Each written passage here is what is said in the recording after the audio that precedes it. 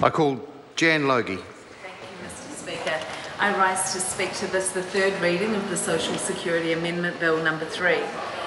The Greens are opposing this legislation because ultimately it is about making things harder for people who are trying to get ahead through study, people on ACC who are also on the benefit, and people who are caring for family members who would otherwise might be in care.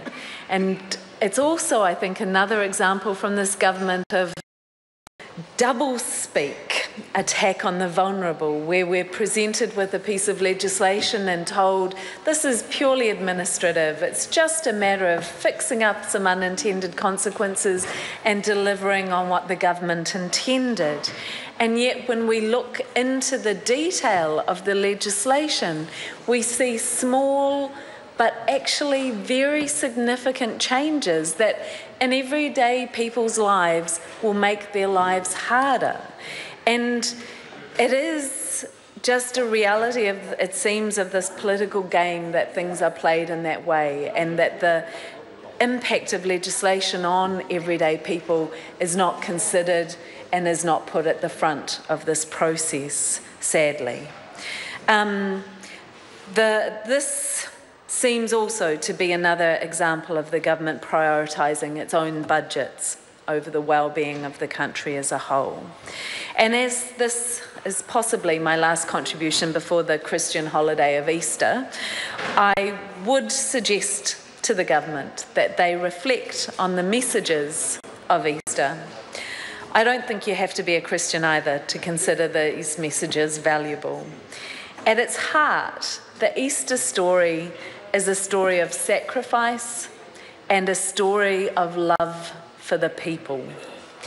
And this piece of legislation asks the people who really don't have much resource, financial resource, to sacrifice a bit more. It takes away their options and asks them to sacrifice more for the sake of this government's budget. And I don't think that's consistent with the Easter message. And this piece of legislation, I would suggest, shows no love for the people. And I would suggest again to this government that they go back and reflect on the message of Easter. And for those members on that side of the House who will be going to church over the Easter period, to reflect on those messages and think on this legislation and ask yourself, does that live up to those values and that love of the people? Because I don't believe it does. We're told that this legislation closes a loophole for students who are currently eligible for a student allowance but who choose not to apply for it because the accommodation supplement will offer them a higher income. This legislation removes that option and prevents these students from applying for the accommodation supplement. So in real terms, it prevents them from accessing a higher income. The Green Party wants a well-educated and well-paid society. And to get this, we know we have to offer enough financial support to students who don't have other means to be able to complete their studies. This is essential support for social mobility.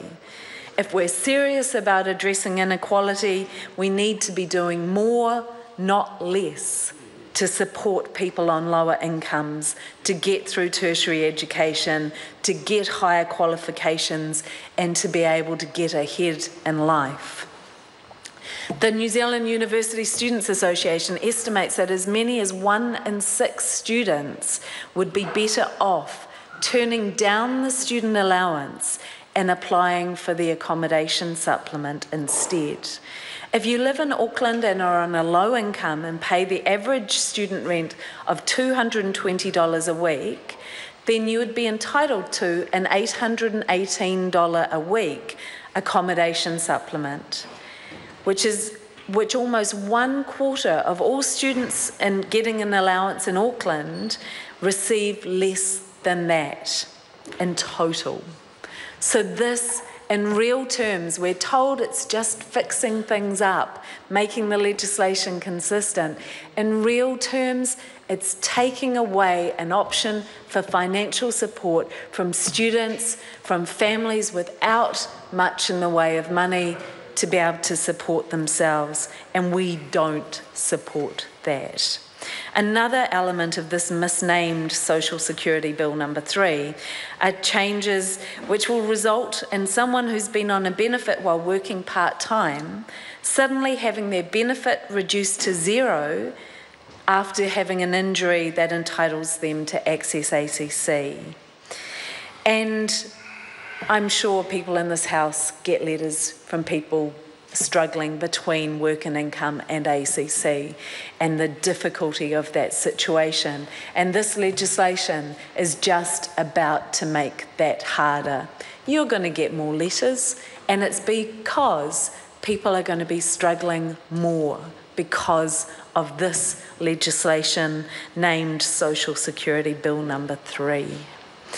And another aspect of this bill is to supposedly clarify that the $20 personal earning exemption, which is currently accessible for people caring full-time, for people who would probably otherwise be in care, will no longer be accessible to them.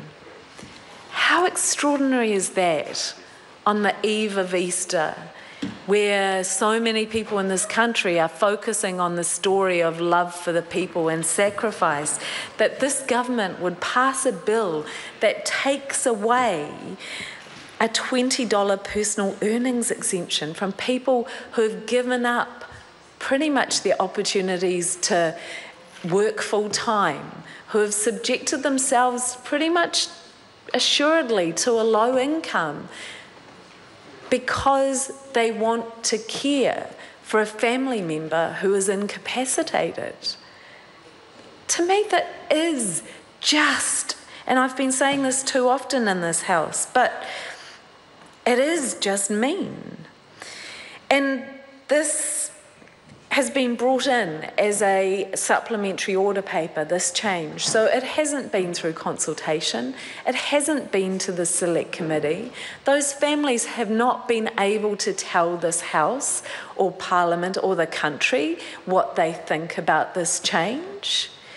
And this is after this House, under urgency in response to a budget, took away the rights of people caring for family members to be able to be paid a minimum wage after the courts had ruled that they were entitled to be paid. We're starting to see a pattern here, and it's a pattern of taking people for granted, of exploiting them, I would say. And here we are again, I say, on the eve of Easter, the Christian holiday of love and sacrifice, just embedding in the exploitation of people who are caring for the most vulnerable in our country. And I think it's a sad day to be in this House. The Green Party does not support this misnamed bill.